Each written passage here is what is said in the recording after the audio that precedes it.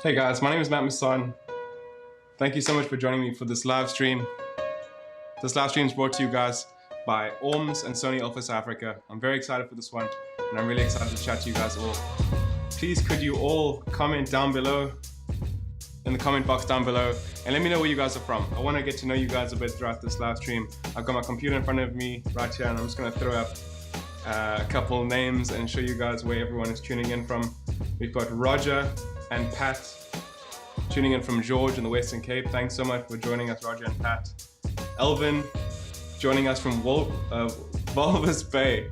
I'm not very good at Afrikaans. I've got Siyabonga from Johannesburg. Thanks for joining in, guys. Really excited for this one, and it looks like a lot of you guys are excited too. Thank you so much for joining me. This is going to be a really awesome broadcast. I am in my home here in Cape Town right now. For those of you guys who don't know me, my name is Masson. I'm a professional wedding and commercial photographer based in Cape Town. I'm a Sony Alpha ambassador, and I've been shooting professionally for about 10 to 12 years altogether. It's been a while. I've got lots of awesome comments. Thanks so much for these comments, guys. Comments here from people coming in from Cape Town. That's awesome. Christelle from Cape Town. Blake from Somerset West. How's it, Blake? Simone from Cape Town as well. Wow, lots of comments already. Brilliant stuff. Wow, we've got Nasrullah from Sri Lanka. Well, welcome. That's awesome. Lovely. Wow, lots and lots of comments coming through. Thank you so much for joining us, guys. So today's live stream is really, it's really going to change a lot of your guys' businesses and change a lot of your guys' lives. I really want to try and give a lot of practical advice and help you guys as much as possible. As you know, we're currently living through a pandemic. It's a very, very scary time for a lot of people. Very, very stressful time. And a lot of people who shoot professional photography, who shoot video, are really getting kind of hit very hard by this pandemic. A lot of my colleagues, a lot of my friends are really struggling with getting work and maintaining the work that they've had. A lot of postponements have been happening, a lot of cancellations even. So it's been a very, very scary time for everyone. I can relate as well. It's just been a chaotic year for me. I've had about 25 weddings postponed from this year to 2021. And I really want to try and help you guys develop a bit of a future mindset, helping you think, thinking ahead instead of just thinking for right now. So, oh, look at that, 2 cameras, how spicy. So today is going to be all about surviving COVID-19 as a professional photographer. I'm really excited for this one, guys. Thank you so much for joining me. We've got so many people coming through from all over the country, all over the world. Andrea Rossler from Pretoria, Hazet, Ndumiso from Pinetown, Melkbos Strand here. Wow, Middleburg. So many awesome places here. Thanks so much for joining in. Lovely stuff.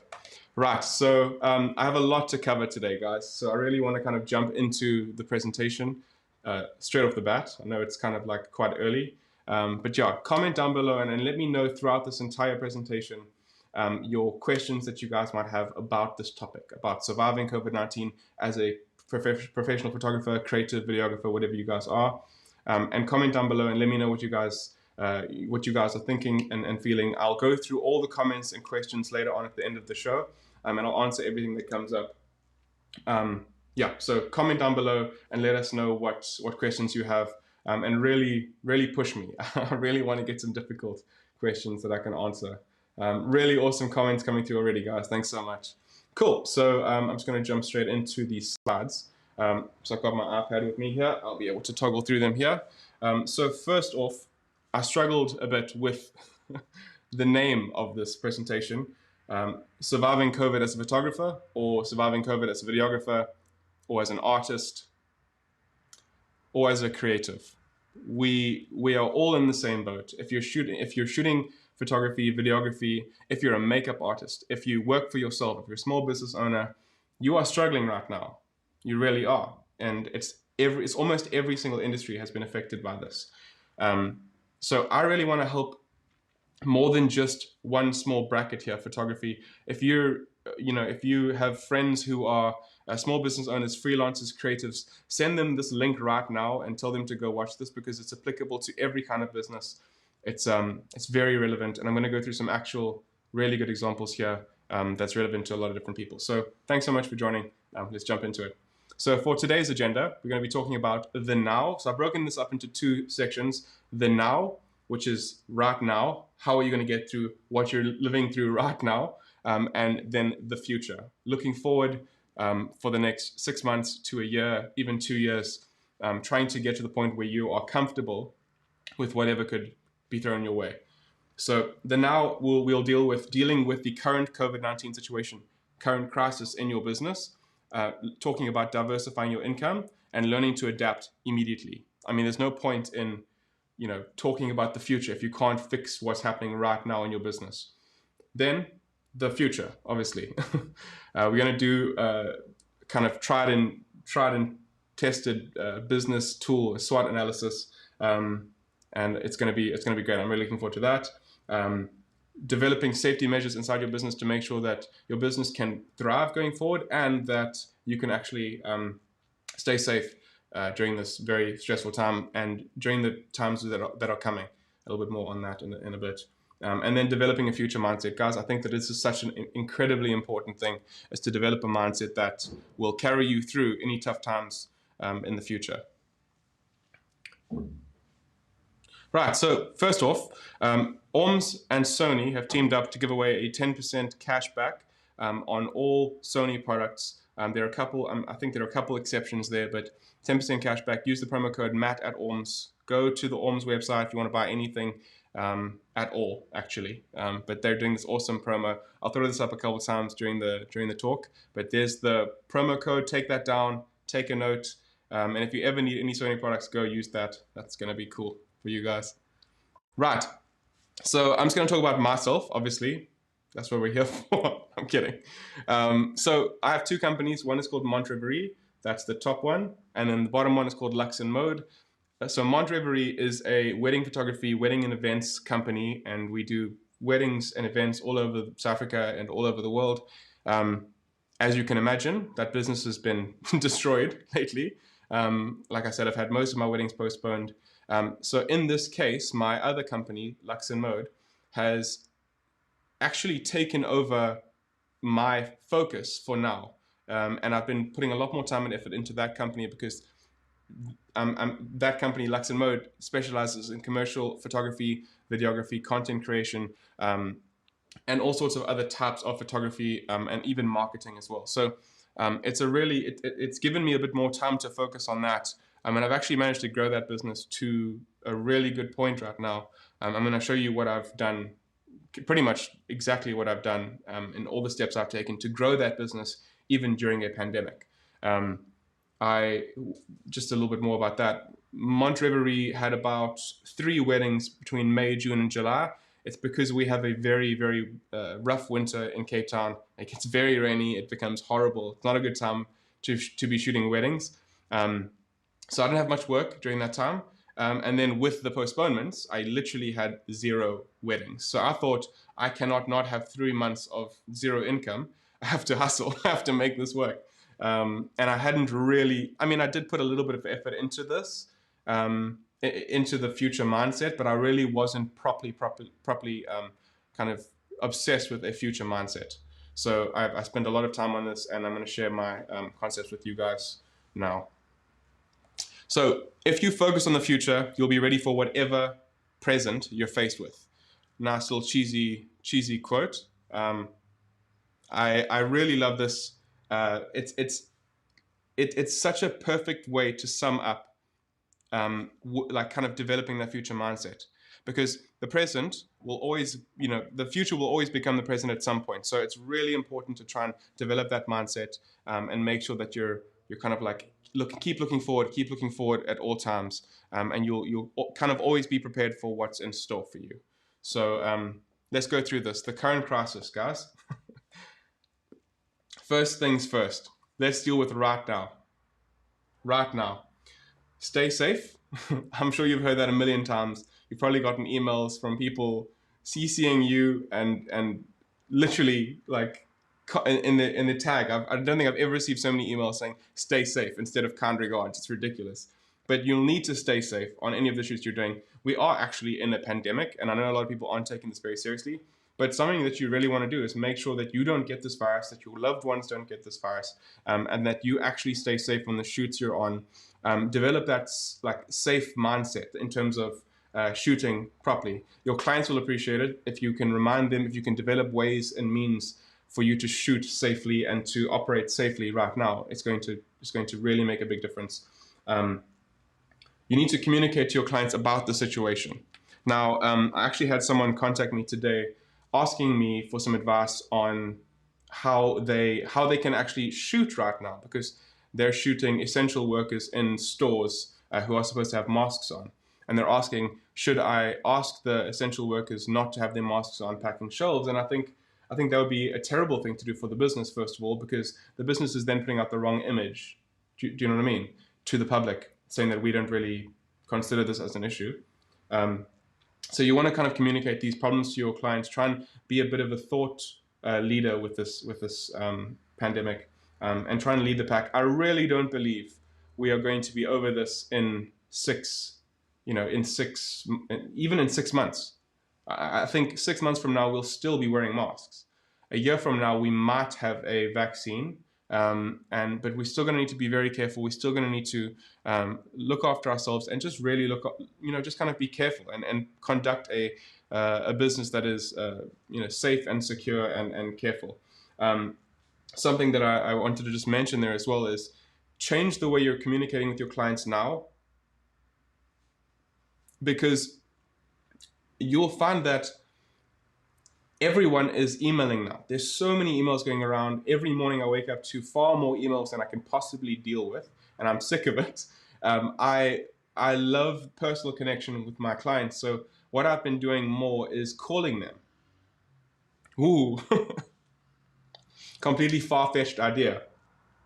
But call your clients, contact them, get in touch with them, get them on the phone and say, these are the things that we're doing right now to make sure that your business is safe, that we can adapt to these times. Try and look out for them. A lot of people are just emailing back and forth right now, but now because we don't have that in-person connection like we would usually have had, going to a coffee shop, meeting with your client, I used to do that all the time. I used to literally drive to my client's place of work for corporate work and just greet them and spend some time there just to say hello and build relations. I can't do that anymore, obviously. So I've been trying to call people a bit more and actually make a bit more of an effort on that front. I promise you, put that into your business. It'll make a bit of a difference. It'll be great. How can you continue to work with your current clients? This is, obviously hugely important. You need to figure out a way to actually carry on working. I knew when we were in level 4, so I know there's a lot of people here from all over the world, but when we were on level 4, I knew that my business wouldn't be able to operate, and I needed to try and pivot my business a little bit to operate under level 4. So I started contacting my clients and trying to get them to understand the need for COVID-19 awareness, literally. So I started doing content creation videos for COVID-19 awareness in my business, and it literally helped me get more work during times where I had absolutely nothing. So figure out a way you can continue to communicate with your current clients, and also I didn't put this in here, but your past clients as well. If you're a wedding photographer, you should be contacting your past clients, running specials for album sales, print sales, literally anything like that. Pitch to them the ideas for anniversary shoots, lifestyle shoots, family shoots, that kind of stuff. Encourage the fact that you'll be socially distancing on all of these shoots, and you need to be running this like you cannot believe. Because if you're a wedding photographer and that's all you do, you need to diversify, and we'll get to that a little bit later. Look at the options to refocus your business, and it's also kind of called pivoting. My one business, Lux and Mode, went from only content creation and commercial stills and film, and we pivoted to producing live streams, producing online broadcasts, literally in a matter of like 2 or 3 weeks. I went and I bought all the equipment that we need to actually do that properly for our clients, and that's become an offering that's actually a really, really good, good source of income for me. We get these retainers where the clients actually want to have us do broadcasts regularly every 2 or 3 weeks. So that's a really great kind of concept. Just literally the track that you were on, you need to figure out a way to just switch, guys. It's like mad important. Lots of awesome comments there. Let's just recap that. The inbox thing is so true. It's so true, right? Everyone's inbox is completely spammed full at this point. We've got a comment here. Such a good point. Maintaining is easier than finding new clients. Maintaining your clients is always going to be easier than finding new clients, guys. So if you can put the time into maintaining your current clients, and you will, you will not regret it.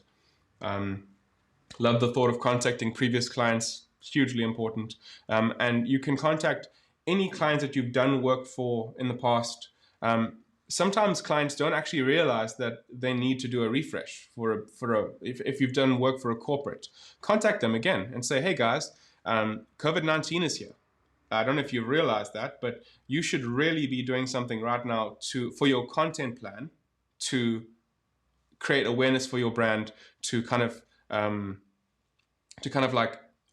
boost their brand, to boost their marketing. And you can actually pitch that to them, become that thought-provoking, idea for them, and you'll get a lot of work from that. I promise you, I've done it for a lot of my clients now, and it's really helped.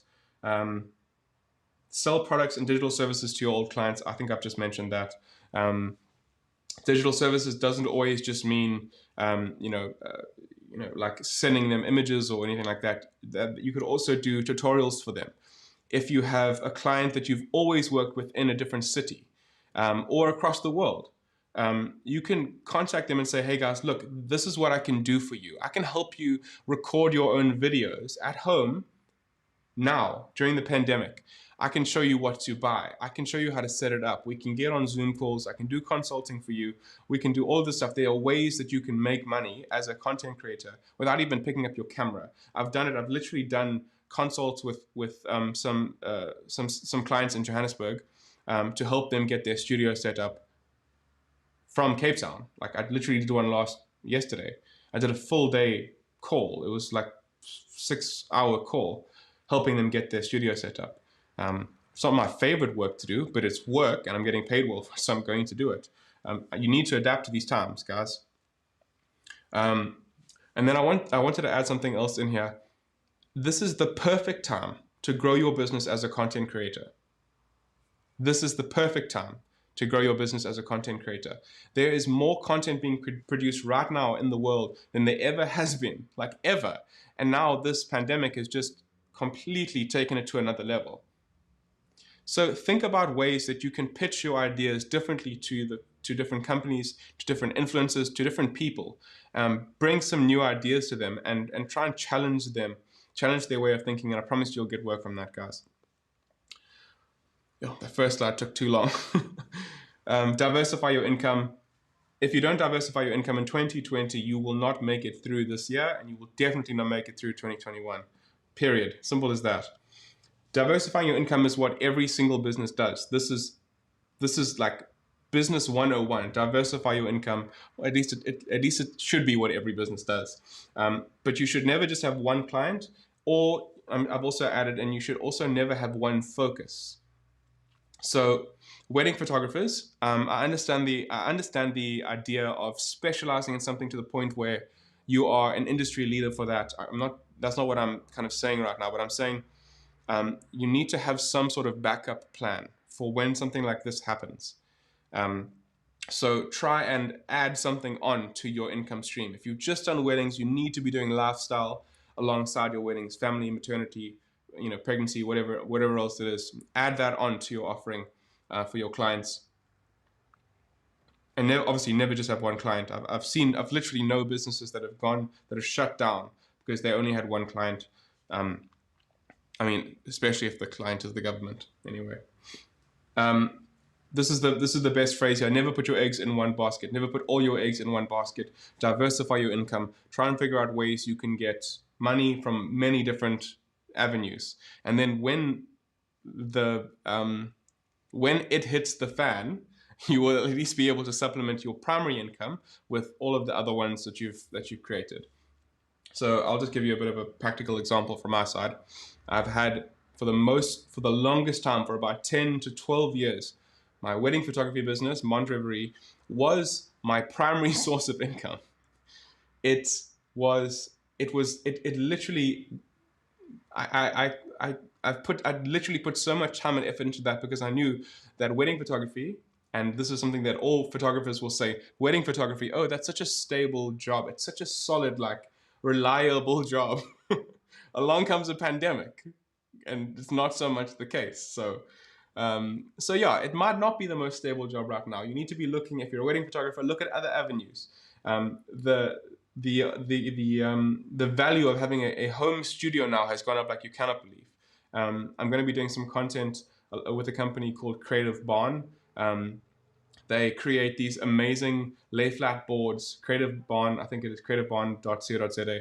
They create some amazing lay flat boards. I'm building a studio. This wall behind me is going to be my new studio. Not here, not this room, the one next to me.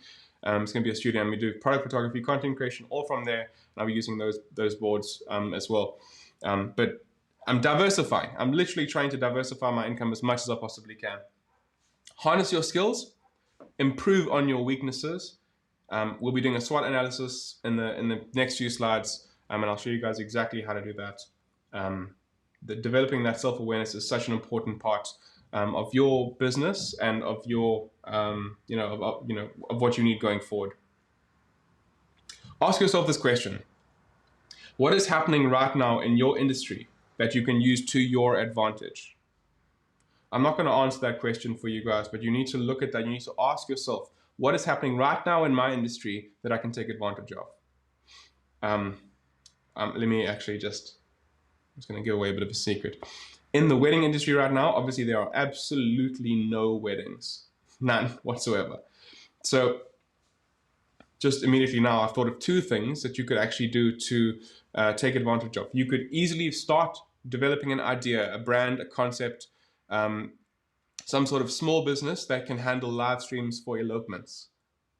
People still like eloping. It's still a thing. You have 3 or 4 people on the shoot and you elope and you can live stream that entire thing, no problem. That's possible. There's one idea. I've actually forgotten another one, but that's a great idea just for like live streaming elopements. People still want to get married and they still want to have that special time, but they can't do that. So that's something you could actually push into. I might push into it, but we will see. I'm really glad you guys are enjoying this so far. Communication has become critical. Bringing back that personal touch is like absolutely really, really important. Thanks, Alex. I've got a comment here as well. So true. Past clients are sometimes also our referrals for next clients. And it is so important to stay in touch with our old clients. Absolutely. I can't recommend that enough, guys. Put that effort in. Roger and Pat say you definitely need more than one revenue stream. Always. Don't ever rely on one revenue stream, guys. Awesome. So let's jump into some case studies. Little cheeky little plug there, but this is actually a brilliant example. So Sony has just announced their ZV-1 vlogging camera, which is available at Orms. You can use my promo code Matt at Orms. This vlogging camera was Sony's way of answering an immediate requirement and need. They immediately needed to cater to a market of content creators who don't really know what they're doing in terms of like professional photography and who are shooting more content now than ever. They want to take on the iPhone. They want to take on phones and small cameras that are very good at vlogging. So they released the ZV-1, which is a vlogging camera. It's a brilliant response to an immediate need. and they have now released this camera, and it's their way of saying this is something we knew people needed urgently, because they are recording more content on their own now. They need to have quality, like a quality camera that can it's literally like turn it on and you're good to go, and you don't have to overthink stuff. Really, really good example in terms of a case study, in terms of diversifying income and kind of reacting to the times. Another one, a really cool company that I like in Cape Town, Ganadilla Swim. I say they were because they've switched. They were a swimwear company. And they have completely pivoted their business. They've changed their entire business focus from creating and developing swimwear to like literally to they're now called Granadilla Eats, and now they deliver food. They deliver essential food, homemade, and like kind of from the farm food, literally around Cape Town. Such a great example of a company that wasn't scared to diversify their income and to change course when they needed to. And then probably the most recent one, which I completely lost my mind. I was sitting there like trying to do the calculations in my head, and I was freaking out. Man made a lot of money. Mark Lottering just did a comedy show. Now, as you know, obviously comedians are also affected by this. They aren't able to stand in an event theater and actually have a show. He has sorry, I'm reading from the comments here. He recently did a live stream and he sold tickets for 70 Rand per ticket. He had 18,000 people tune in to watch this, literally to watch this live stream. 18,000 times by 70 is roughly 1.2 million Rand that he made in one night, because he wasn't afraid to do something different, to push the boundaries and to change the idea of a comedy show, literally. And just such a brilliant example of someone who wasn't afraid to do that. So if you look around you, try and identify these businesses that are, there we go, switch across here, that are pushing the boundaries, that are changing things, that are doing things a bit differently. Identify those businesses, and you'll start to recognize patterns and see how you can take ideas and thoughts and concepts from all sorts of different businesses and implement them into your own. It's just a great way to do that. Look around you. I promise you there's lots of case studies you can look at. Adapt immediately. That's what these businesses have done. Change the way you do your business processes. Push towards phone and text and WhatsApp over email. People are absolutely craving that connection now more than ever. I'm an extrovert, and trust me, I've been struggling. This lockdown is a nightmare. I miss people like you cannot believe. I miss going to coffee shops. I miss doing all of these cool things. But I know that for the safety of myself and my family, and for the greater good, I need to be careful. I need to stay safe during this time. But I'm missing people. I'm sick and tired of email correspondence. I feel like it's just wall of text, boring. Contact me, phone me, text me. Let's do that. DM me on Instagram if you need to, contact me like that. Let's change the way we communicate with each other so that it feels more real, feels more natural and more friendly. And I recommend you guys do that with your businesses and with your clients. I've done it with my clients. It's a brilliant way to kind of change the conversation. Stand out. I mean, does this even need to be said? This is literally marketing 101. Stand out from the crowd right now. You need to be doing things differently with your business. Try and push your boundaries in terms of marketing. Think outside the box as much as you can. Cut your costs. Oh, how we love being so safe, and we love being so comfortable. We love our fancy almond milk and our avocado toast, don't we, us millennials? We love being comfortable. But now's the time you need to cut your costs as much as you can. When this pandemic hit, guys, I tell you, it was I think it was March. I was sitting there on the couch and I was like, cool, I have no work. I have no money coming in. May, June, July. I see it coming on the horizon. And I'm like, man, I am not feeling good about this. I cut my costs. When I tell you, I went through my credit card statement and I went through all the recurring payments and I asked myself, do I need this? Like absolutely. I went to the point where I was like, I looked at my Spotify and I was like, do I need this? Can I bum off someone else's Spotify? Literally, like, ask yourself those questions, and cut your costs as much as you can, guys. I promise you, every little 100 Rand here, 200 Rand there, next thing you know, you've cut your costs by 1,000, 2,000 Rand a month. And in my mind, 2,000 Rand is a lot of money. It is a lot of money. So I don't really want to just be spending money on stuff that you don't need. Cut your costs immediately. It'll help. And then once you've done that, change your spending habits. So if you're someone who loves to buy clothes every single week, something new every week, you need to change your spending habits, and think of a way you can try and challenge yourself to stop doing that, because the future is very uncertain right now. We don't know how much money we're going to get coming in, and you need to and you need to cut your spending, change your spending habits as much as you can. Stop wasting money. I've got people saying here, cannot let go of my Avo toast. Avo toast is essential. Absolute millennials everywhere. I cannot let my Avo. That's brilliant. Right, so that's the first half done. Dealing with the now. The second half is a little bit longer.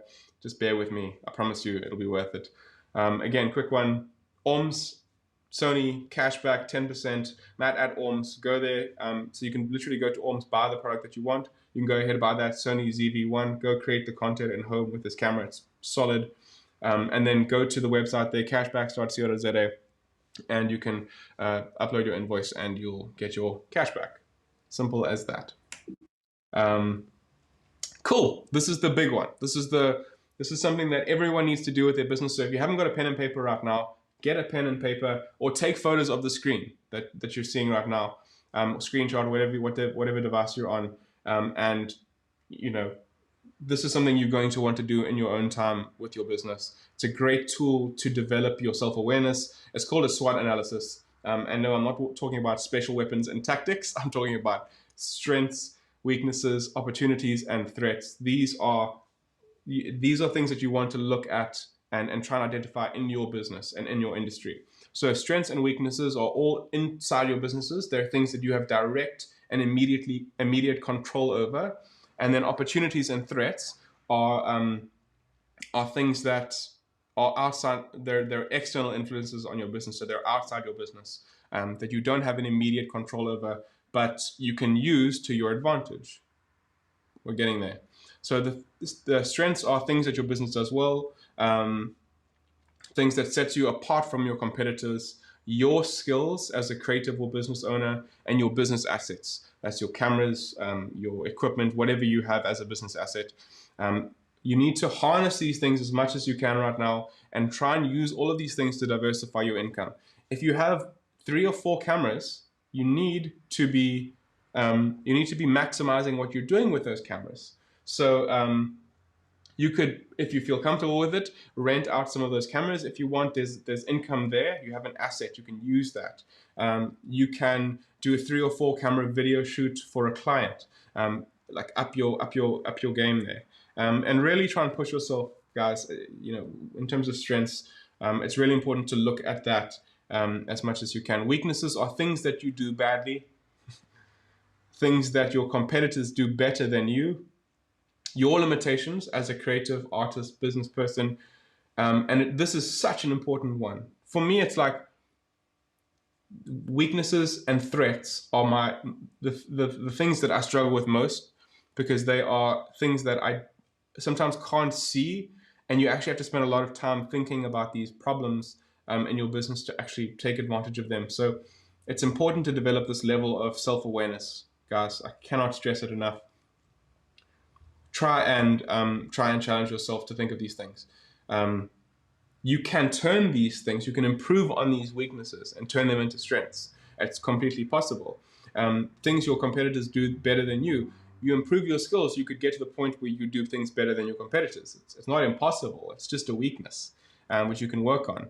Things you do badly, work on it, my guy. Like, now's the time. We're in a time when lockdown hit in South Africa in March. I don't remember what date it was in March. When lockdown hit, I thought, when was there ever a time with my business that I had this unadulterated amount of time that I could just do whatever I want with. I literally had nothing to do. I was stuck at home, literally not able to do anything. I was like, I need to push myself. I need to challenge myself. I need to do things differently now more than I ever have. And I need to learn new skills. So I taught myself for my marketing business, Lux and Mode, I taught myself how to create Instagram filters, which is quite fun. So now I know that I can actually create an Instagram filter. I can do one of those things where it's on the person's head and toggles through the thing. I know how to do that now, and I can actually offer that to one of my clients as a service in terms of marketing their businesses. So I knew that that's something that I could learn. It took me quite a long time to learn, but it really did. I learned it, and I'm good at that. I've also learned how to cut my own hair. So this is all cut by me, guys. You're looking at brilliance. I did. I told myself how to cut my hair. Like I'm trying to, that's like two birds in one stone: saving money, saving time, and just being convenient. So you can learn things during this time. Try and develop your skills as much as possible. Cool. Opportunities. These are things in the external environment that you can clearly identify. New target markets, new clients that you could contact. New businesses that you could approach to shoot content for, specialty offerings. These are things that you do, that you could do in your business that is very completely different. I'm sorry, I just saw this. Hairdressing if photography doesn't work out, Matt. Thanks, Rachel. I will do hairdressing if photography doesn't work out for me. Thank you. Specialty offerings. So think about things that you can do that are very special in your industry. In your environment. Look around you and see things that are being done by a very, very small amount of people. And think of how you can do those things for your business or do those things differently and set yourself apart. Look around and consider the need for new products and services. This is something that I did.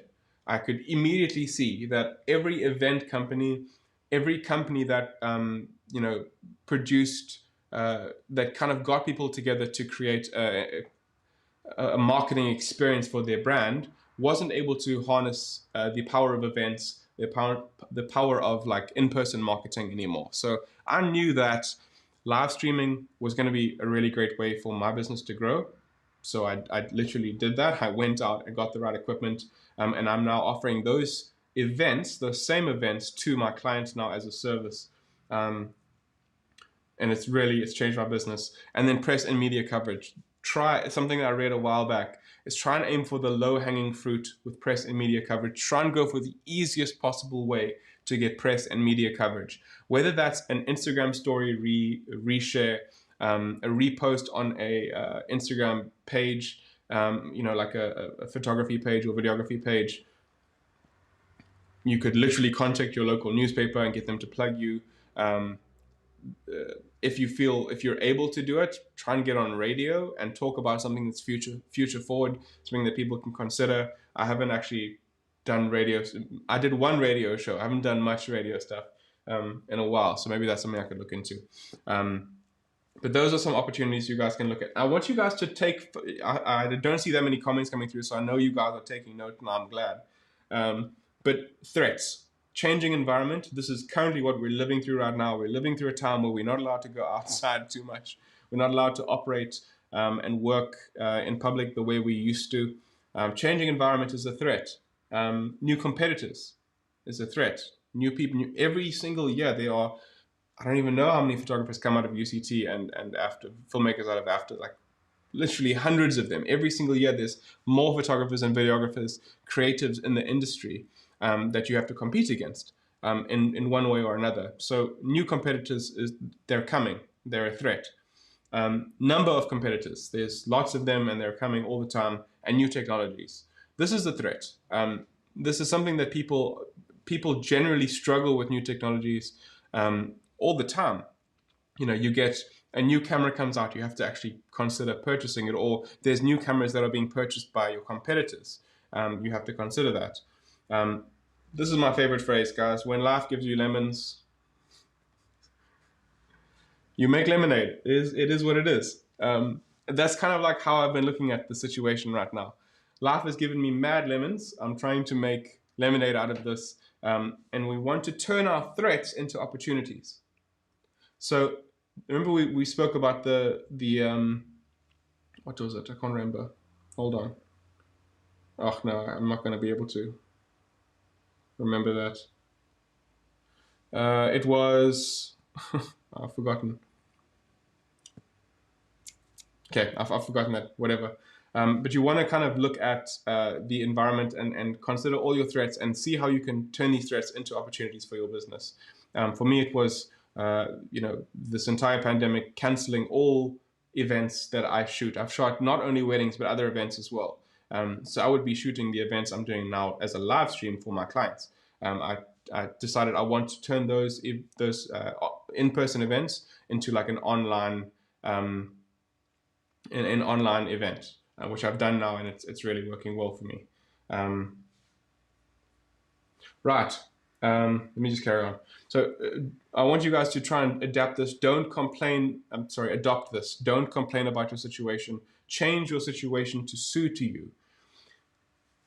You need to develop this idea that you are in control as much as possible, because if you're looking at a problem and you're just saying this problem is going to overwhelm me, if that's what you're doing, you're most likely going to lose. But if you're looking at a problem, you're saying this problem, I see there's a problem here, but I have a solution. I know what I can do to adapt to this problem. I know how I can turn this problem into an opportunity for me, how I can actually make money out of this problem even. I was literally zero on income, May, June, July. And I managed to book enough work for content creation, I did some videography work, I did video consulting. I put out a home video course, which you can find on luxandmode.com. And I've really hustled to try and make money. And I managed to make more money than I thought I would even possibly make. I couldn't believe it. But I want you guys to try and be the first to take advantage of a threat. Be the first person in your industry. You see a threat on the horizon, you need to be the first person to take advantage of that threat and be open to learning and open to growing. Because you need to be flexible. I know a lot of wedding photographers who are complaining and moaning about the fact that they don't have work right now. But we know that. We're all in the same boat. What are you going to do about that? What are you going to do to take advantage of the situation? That might be buying the right equipment to allow you to do more videography style work and put out content creation stuff. That might be buying a flash or an LED light or a softbox or a new set of microphones or whatever it is. I literally bought live streaming equipment. I spent, I don't know, like 20, maybe 50K on new equipment in the space of March, knowing that I had no work coming up. I knew that I needed these things to take advantage of the situation we're currently in. Be open to learning and growing and be flexible, guys. And then just never give up. Never give up on this issue of turning threats into opportunities. Never become lazy and never stop trying to look at that. Something that I also do all the time is accounting for the worst case scenario. Guys, I'm an optimist at heart. I only look at the bright side of almost everything. I hate the idea of pain, and I hate the idea of considering the worst case scenario. But I've built this into my business now, where I will always look at the worst case scenario of something. So right now, in this current situation we're in, I'll tell you what the worst case scenario is. The worst case scenario is 12 months from now, this pandemic doesn't stop, and we don't have work, or lockdown is reinstituted in December, and this time next year there is another outbreak of a different virus. Literally, like, you have to consider that kind of level of just chaos, and think about what your business can do to adapt to those concepts, those terrible ideas. What can your business do to kind of take advantage of that potential damage? We're literally living through the worst case scenario right now. Like, there are futurists who saw this coming, maybe not at this exact time, But a pandemic has been on everyone's mind for a long time. I mean, Bill Gates spoke about this. He spoke about pandemics, and he said that that's the number one threat to the human race. So these have been on the cards for a long time. Now we are living through it. Now we need to develop that mindset now and keep thinking about the future as much as possible. Like I said, this is hard for me as I'm an optimist. It's not something I do well, but prepare yourself and your business for what could happen in any circumstance. We could easily go back to level 5. I genuinely thought that the last announcement we would actually go back to level 4. I literally made a post about it on my Instagram. And if you aren't following me on Instagram, you can do so right there. I made a post about it saying how, we're definitely going back to level 4. I was wrong, but I feel like we're still in level 4. I mean, we've got like a couple small things, but I feel like we're still in level 4.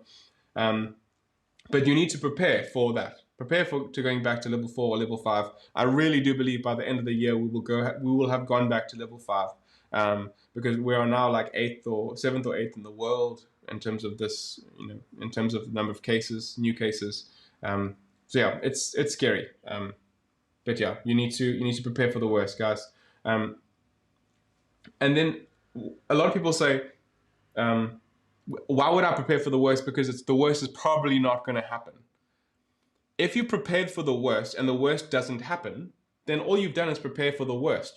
Anything else that comes, you're going to find a breeze. You're going to find much easier than what you were prepared for. So if you're prepared for a situation that is going to destroy a country or your business, if you're ready for that, you'll be fine for whatever else comes along. So I was ready for level 4. I was ready for level 5. I was literally locked down. I've literally got, I've got video call clients that I can contact. I've got, I can make it work if level 5 came tomorrow. But we aren't on level 5 now. We're still on level 3. So I'm still allowed to fly for work if I need to do specific work. So try and develop that mindset of obsessing and kind of worrying about the worst case scenario. Continuing to think of the future, guys. This is something that I've literally loved. This concept of the future is something that I've loved for the longest time.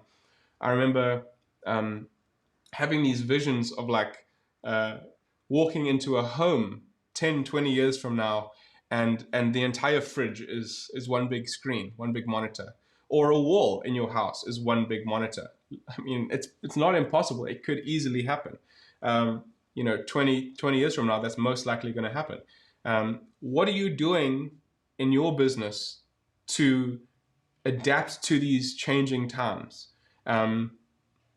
Think about how your home will look 10 years from now, how your car will look, how your city will look, how your clients will look, your business, and then think further as well.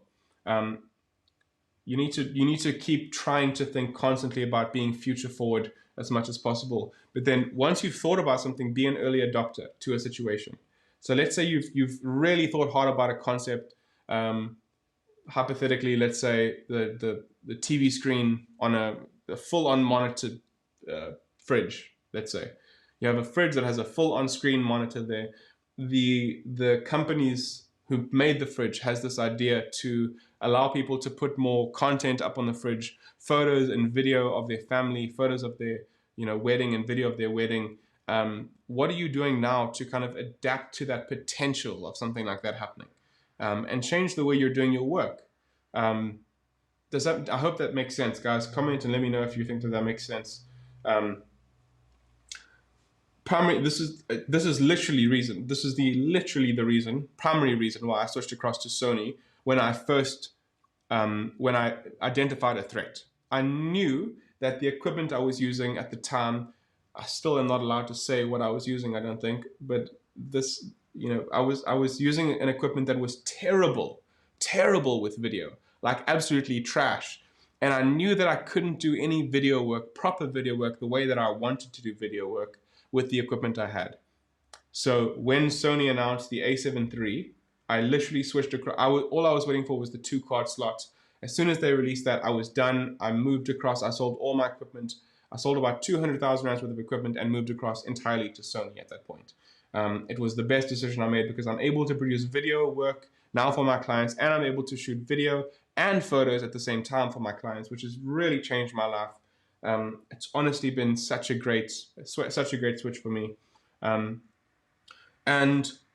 then one more story I want to share with you guys is my my launch story for my wedding photography business. So back in, when was it? 2000, and I went full time in wedding photography in 2012. In 2012, I think it was 2012. Yeah, I did my I was living in Port Shepstone, which is a very tiny one horse town in KZN, and I knew no one in Durban, and I was moving to Durban. I was living in Durban at the time, and I was wanting to start my business in Durban, but I was originally from Port Shepstone, so I didn't have many connections in the industry there. So let me just chuck that up.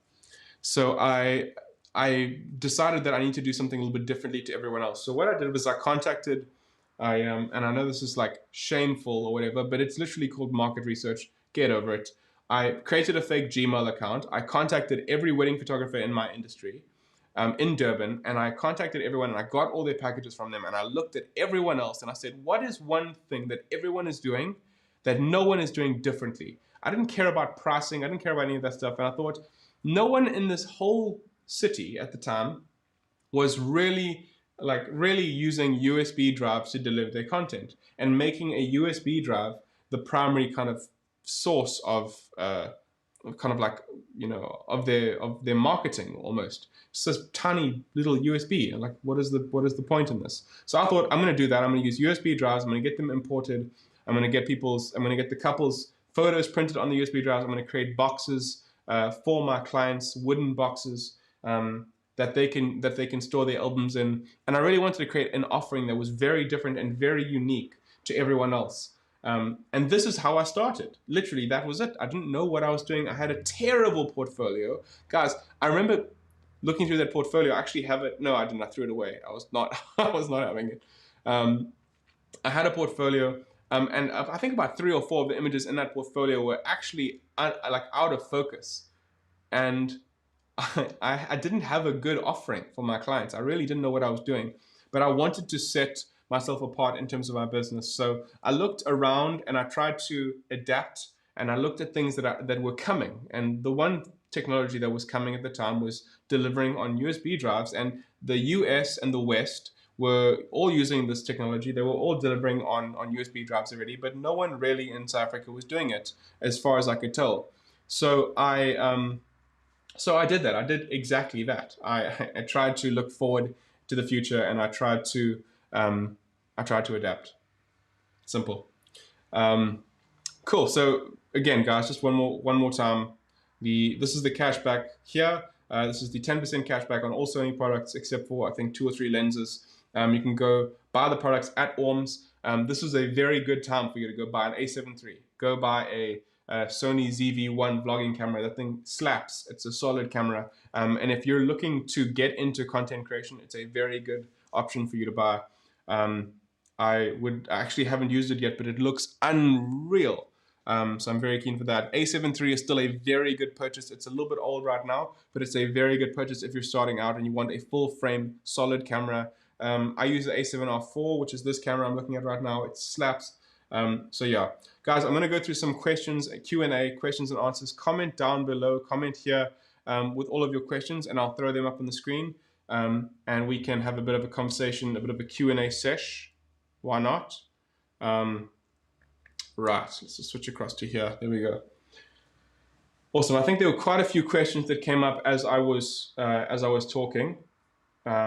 Before, let me just let you guys ask some questions for now. But I just wanted to mention a couple of things. So Sony and I, a lot of the Sony ambassadors are actually going to be doing a lot of these types of live streams, talks, webinars, pre-recorded videos. I actually just released one recently about commercial photography at home, which you can find on the Sony page. You can go follow Sony Alpha SA and find my face somewhere there, and you'll see it. And that's, you know, expand your knowledge during this time. It's a great time to learn new things. It's a really great time to grow in your knowledge and your skills. So I'm going to be releasing stuff. Go follow me at the Masson on Instagram. I'm going to be releasing a lot more content like this, stuff that can really help you and challenge you and help you grow. Right, so I'm just going to go through some of the comments here and see what we've got up here. Lots of awesome comments, guys. Thank you so much for tuning in. Wow, we've got people from Randy over here. Is from Orlando, Florida. I cannot believe that. Thank you, Randy, for tuning in. We've got good old Kanya says, a friend of mine, Kanya says, favorite content creator. Peace. Lovely. I'm glad you guys are enjoying it so far. I've got a question here from Jatian Makan Photography. I hope I didn't butcher your name. How do you safely sanitize your camera without damaging it? Very good question. I actually don't know the answer to this. I have been using just spray alcohol. I've got 85% alcohol, which I just spray and I wipe it down. It hasn't damaged my cameras at all. And I know that a lot of tech companies actually use alcohol to clean their circuitry and that kind of stuff as well. So maybe just give that a Google. I'm not like mad sure about that before you spray your camera down and break it. Just please check that for me. I'm not 100% sure. I'm just going through the comments here, see what else is coming. JT Simple says, the point about doing work that isn't necessarily your favorite thing to do is so important. Do the work that pays you so you can focus on the things that you love when the bills are all paid. Yes, yes, yes, yes. So many photographers are obsessed with just being like so perfect and picky and choose the best work. I'd only do stuff I really, truly love. But like, guys, when the chips are down and you have to hustle, you have to hustle. So, do the work you need to do and try and pick the low-hanging fruit. If you find a job that's really, really going to help you out, do it. Just do it. Right, I think we've got some recent questions coming up now. There we go. Lovely, guys. Wow, this is a nice one from Anna Lee. I'm 17 years old and I want to be a professional photographer. How can I start my journey now? Hey, Anna. Thank you for your question. This is brilliant. Congratulations. This is such a cool thing. I remember when I started being a photographer, I was about 14 and I was on holiday with my family and we went and I took my mom's tiny little HP PhotoSmart camera and I went and took a bunch of photos. And I fell in love with photography back then. It was an absolutely amazing experience. And then I decided I want to learn as much as possible about photography. So I went and I used books. I went and learned out of the library. We didn't have internet at home at the time. It was pricey, so we couldn't get that. But I went and got all the books from the library. I don't think I returned all of them, so I might need to go and try and return some books, but whatever. Go get some books. Now you just go onto YouTube, literally learn as much as you can on YouTube. It is such a brilliant platform, guys. YouTube, and learn as much as you possibly can. And I promise you have so much to learn. So don't get bogged down about earning money or hectic stuff like that.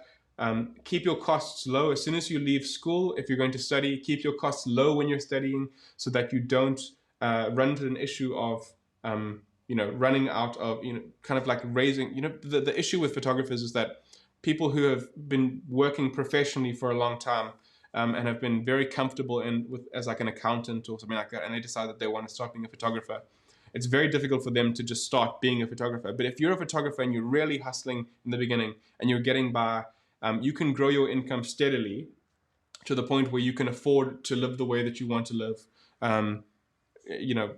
Over time, you don't have to just kind of rush into it. So just keep your costs low. Learn as much as you possibly can. Invest in the right equipment early on. Seriously, I spent a lot of money on the wrong stuff.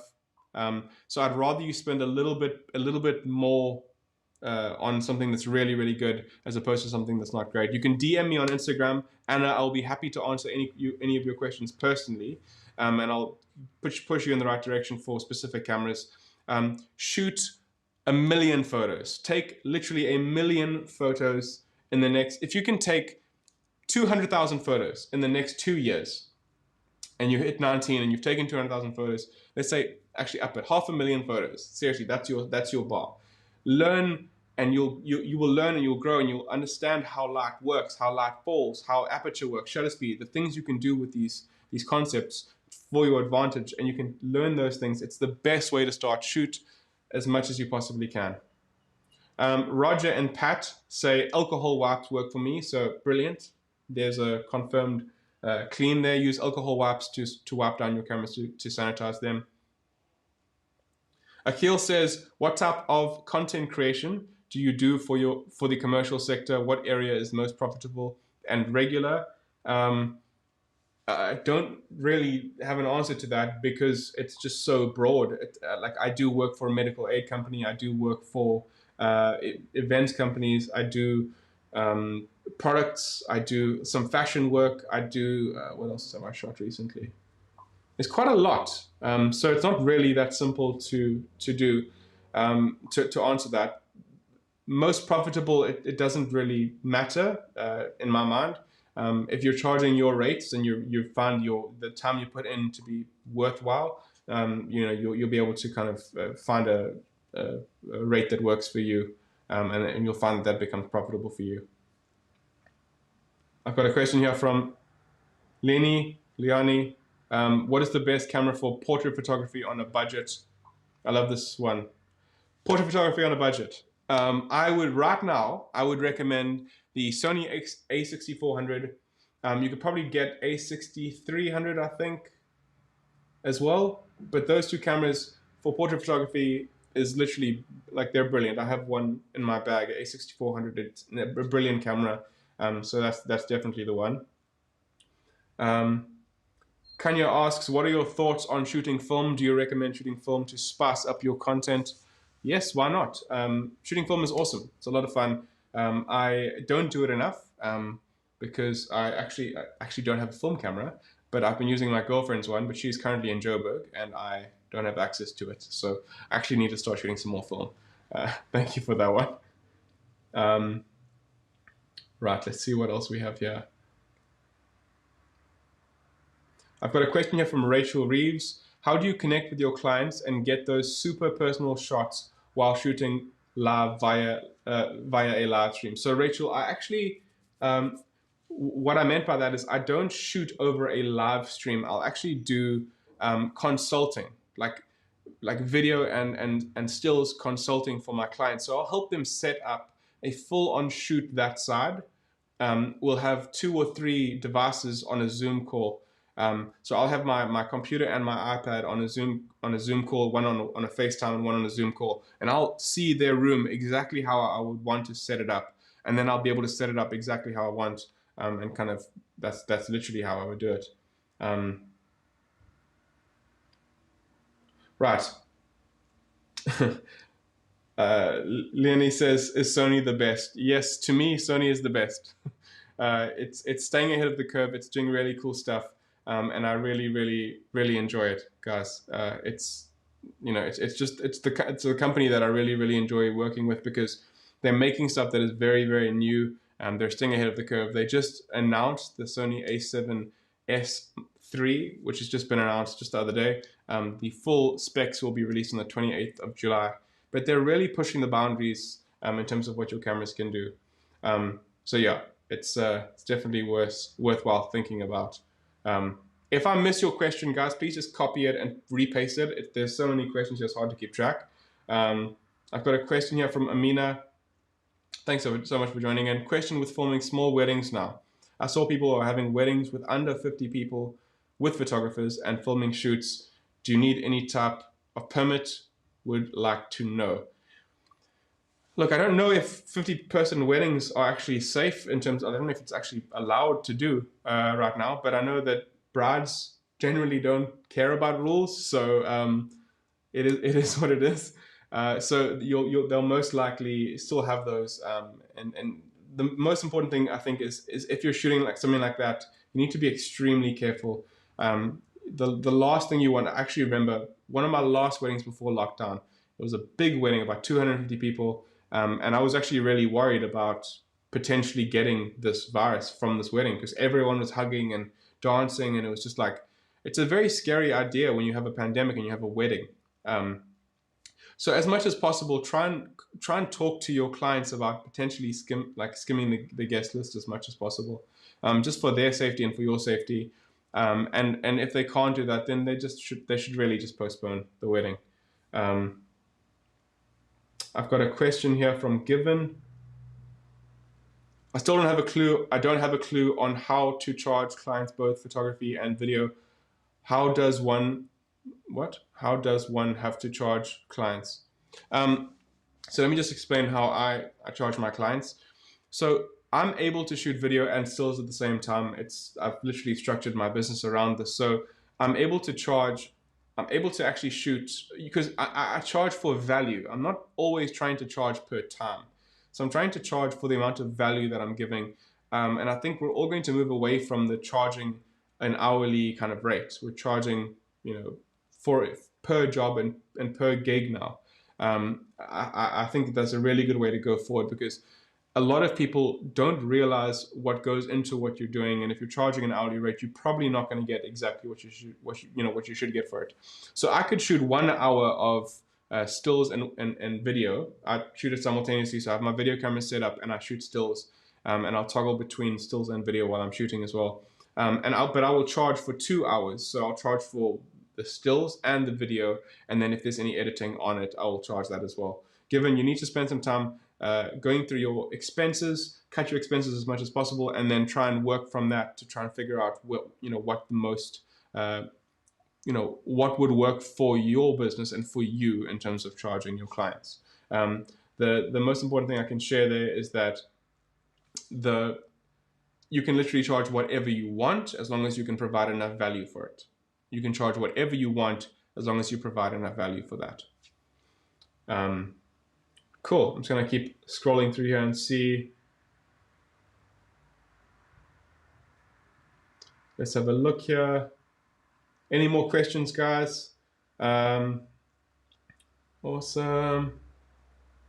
Wow, we got so many nice questions, guys. Thank you so much for joining in. This is really, really cool. There we go. Okay, here's a good question from Michael Masson. Any software that you could plug that you can't live without for your content creation? Yes. Literally everything on you can't see my taskbar right now, but everything on my taskbar. I use Lightroom, I use Photoshop, what else? Lightroom, Photoshop. I use InDesign all the time for designing graphics and logos and all that kind of stuff for my clients. I'm currently using a program called Ecamm Live, which I use for streaming. I use Final Cut Pro for all my video editing. I love Final Cut Pro. I've now been using Spark AR for Instagram filter design. Obviously Zoom. I did the whole slideshow on Keynote. And yeah, it's plenty, absolutely plenty. Ian asks, what equipment does one need for live streaming? Thanks for the question, Ian. You need a capture card. I know you'll probably hear people saying that you can just run it straight into the camera, straight into the computer, but to get a clean HDMI output signal, you need a capture card, you need a good camera. You can use a crop camera as well. You don't need the best full frame cameras, but a capture card that is, I don't know if I can lift this up. So I'm using the Blackmagic Atom, this thing down here, to put in my 2 cameras into the broadcast right now. So this is my capture card. It lets me put 4 cameras into one computer, but you can use a Camlink 4K or something like this, something a little bit more intense if you want. You need to make sure that your computer is connected up into the router via Ethernet. Do not run a live stream over Wi-Fi. You will most likely drop out midstream. It's happened to me before. It's very upsetting. So run your computer in via Ethernet. I can't recommend that enough. It's very embarrassing when you drop out in the middle of a stream. Anna asks, do you ever get stuck with how to pose models? Yes, I think we all do, I guess. But there are some general tips and tricks that you can learn to kind of keep the process moving, keep the process going forward. I've actually just pitched an idea to Sony for I think it's a live stream or a recorded webinar specifically on posing models, specifically on posing, one person in a studio, helping them feel comfortable in front of the camera. And it's an idea that I've just pitched to them. So we'll probably have that content coming up in August or September. Hopefully in August if they can slot me in. But yeah, you can literally there's hundreds and thousands of YouTube videos on how to pose models. Go through and have a look. But most importantly, stick to what you are doing. Stick to your style. Think about things that you want to do for your business, for your business and for your style. I would recommend trying to stay away from heavy posing. Try and develop a more natural posing style. But that's something that's going to take time, and it's not something that happens overnight. And then another question here. Do you have any advice for handling clients, weddings specifically, who are super anxious about having their wedding postponed, cancelled due to the pandemic? Brilliant question. Yes, phone them. When you get an email and they send you a message saying, we are panicking, we have to move our entire wedding, we're freaking out, pick up the phone and call them straight away and say to them, I am here for you, I'm here to help you, I'm here to look out for you guys and walk you through this process. I've developed 2 methods for my clients to postpone their weddings. They both, so option 1 is the wedding client will postpone their wedding, and they will keep their invoice due date as the original due date for their previous wedding date. So they will move the wedding and keep the full amount payable at the previous date that was originally agreed upon. So all I will do then is just postpone the wedding. This is my preferred way to postpone because it ensures that we get the money in when we're supposed to get it in. So if we have a wedding in September, the invoice is paid in September. It's not paid later on. That September wedding is then postponed to later on. This is my preferred one because we're able to guarantee that we get money in when we're expecting money. We are running businesses here, so we can't just have zero income. And then option 2 for postponements is a 50% deposit of the new date paid now, and then the balance of the date, the balance of the wedding paid around the wedding time, whatever your policy is in terms of payments. So those are my 2 options. But in terms of handling their anxiety, I'm not a psychologist here, but you really want to try and be as careful as possible. Be encouraging. Be the person on their team. Tell them that you care about them, that you really want to be a part of their wedding.